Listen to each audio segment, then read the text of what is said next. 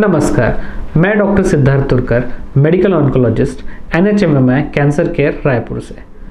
आज हम बात करेंगे किडनी कैंसर, जिसे सामान्य भाषा में गुर्दे का कैंसर भी कहा जाता है। दुनिया भर में हो रहे कैंसर केसेस के अनुपात में किडनी कैंसर 2 to 3% केसेस में होता है। यह कैंसर पुरुषों में ज़्यादा कॉमन होता है। अगर हम वेस्टर्न पॉपुलेशन की बात करें तो यह बीमारी स्टेज 1 यानी शुरुआती स्टेजेस में करीबन 60% लोगों में पता लग जाती है, जबकि अगर हम भारत की बात करें तो यह बीमारी 40 से भी अधिक प्रतिशत लोगों में स्टेज 4 यानी कि एडवांस स्टेजेस में ही पता लग पाती है। इस बीमारी को अगर इनिशियल स्टेजेस में पता लगाया जा सके तो इसे पूरी तरह ठीक किया जा सकता है। हालांकि अगर ये बीमारी स्टेज 4 में पता लगती है तो बीमारी को सिर्फ कंट्रोल किया जा सकता है। यह बीमारी महिलाओं की अपेक्षा पुरुषों में ज़्यादातर देखी जाती है। इस बीमारी की संभावना उन लोगों में ज़्यादा होती है जो धूम्रपान, तंबाकू या फिर शराब का सेवन करते हैं। इस बीमारी की संभावना उन लोगों में भी ज़्यादा हो सकती है जिनके फैमिली में किसी और को इस प्रकार का कैंसर हो चुका है, यानी कि आनुवंशिकता भी इस कैंसर के कारण में से एक है।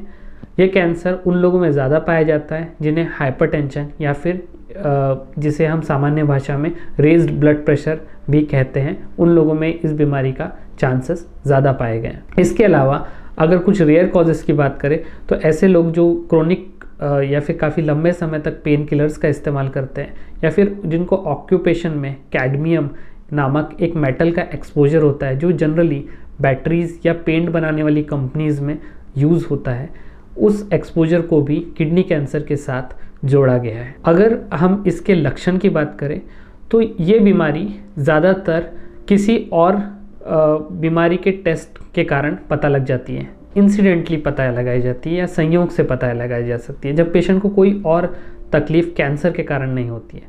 और क्योंकि जनरली जब ये कैंसर के कारण तकलीफ होना शुरू होता है तो ये बीमारी ऑलरेडी एडवांस स्टेजेस में पहुंच चुकी होती है। अगर इसके लक्षणों की बात करें तो पेशाब में खून आना, पेट में गांठ का महसूस होना, वज़न कम हो जाना, थकावट लगना, खून का कम हो जाना, या फिर पैरों में सूजन आ जाना, या वीनस एंगॉर्जमेंट या वेरिकोसील का होना भी रीनल कैंसर की तरफ इशारा करते हैं। अब अगर हम इस कैंसर के डायग्नोस्टिक टेस्ट की अगर बात करें कि इसे कैसे पता लगाया जा सके, तो उसके लिए पेशेंट का CT स्कैन या फिर MRI स्कैन या फिर PET CT स्कैन किया जाता है, जिससे हमें ये पता लगता है कि बीमारी कहाँ कहाँ फैली है। अगर ये बीमारी लिमिटेड स्टेज की है, यानी कि ये किसी और जगह पे नहीं फैली है और एक पर्टिकुलर रीजन में है और पेशेंट की सर्जरी की जा सकती है, और CT स्कैन ये दर्शा रहा है कि ये रीनल कैंसर होने के बहुत ज़्यादा चांसेस है, देन डायरेक्टली हम सर्जरी कर सकते हैं। सर्जरी में भी 3 प्रकार होते हैं, या तो कंप्लीट नेफ्रेक्टोमी यानी कि पूरी तरह किडनी को निकाल देना, या फिर पार्शियल नेफ्रेक्टोमी सिर्फ आधी किडनी को निकालना, या फिर कुछ लोकल प्रोसीजर्स होती हैं जैसे कि रेडियो फ्रीक्वेंसी एब्लेशन या फिर क्रायो एब्लेशन के द्वारा भी इसको नष्ट किया जा सकता है। अगर इनिशियल स्टेजेस से ज़्यादा ये बीमारी अपनी जगह छोड़ के दूसरी किसी जगह फैल गई है तो ऐसे में सिस्टमिक ट्रीटमेंट का इस्तेमाल किया जाता है। जब हम सिस्टमिक ट्रीटमेंट की बात करते हैं तो सिस्टमिक ट्रीटमेंट में भी 3 प्रकार के ट्रीटमेंट होते हैं: targeted therapy, immunotherapy and conventional chemotherapy. Targeted therapy generally अधिकाधिक पेशेंट में इसी का इस्तेमाल होता है सिस्टमिक ट्रीटमेंट के रूप में। ये दवाइयाँ गोलियों के रूप में उपलब्ध है। इस दवाई द्वारा बीमारी को काफ़ी लंबे समय तक कंट्रोल किया जा सकता है। इम्यूनोथेरेपी ये एक नए प्रकार की ट्रीटमेंट है जिसके द्वारा पेशेंट का इम्यून सिस्टम को बूस्ट किया जाता है ताकि वो कैंसर को ज़्यादा किल कर सके और उसको कंट्रोल कर सके। कन्वेंशनल कीमोथेरेपी हालांकि इस कैंसर में इतनी कारगर साबित नहीं हुई है, बट कुछ केसेस में इसका भी इस्तेमाल किया जा सकता है। रेडिएशन थेरेपी की अगर हम बात करें तो रेडिएशन थेरेपी इस बीमारी में इनिशियल स्टेजेस में बहुत ज़्यादा रोल नहीं रखती।